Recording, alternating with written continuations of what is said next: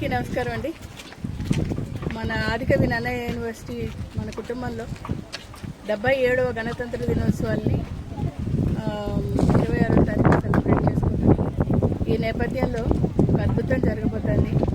ఏంటంటే వందే మాతరం పాటకి 150 సంవత్సరాలు అవుతుంది. ఆ నేపథ్యంలో మనం ఒక 20,000 మంది పిల్లలతోటి వందే మాతరం పాటను పాడిద్దామని ఒక చిన్న సంకల్పం.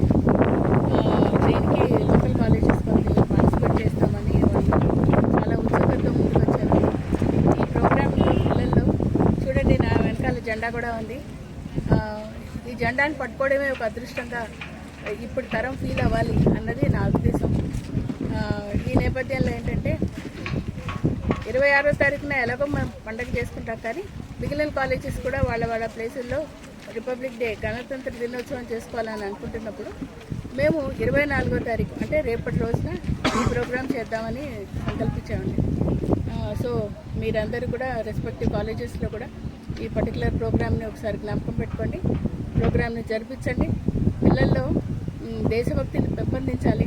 పిల్లల్ని దేశభక్తి వైపు ఎవరైతే దేశాన్ని ప్రేమిస్తారో వారు కంపల్సరీగా జనగణమన పాడతారు. జనగణమన పాడిన వ్యక్తి వందే మాతరం అన్న దాంట్లో అర్థం తీసుకోగలుగుతారు. ఇలాంటి పిల్లలు వాళ్ళ కెరీర్ని చక్కగా మలుచుకోవడానికి ఒక అవకాశం ఉంటుంది.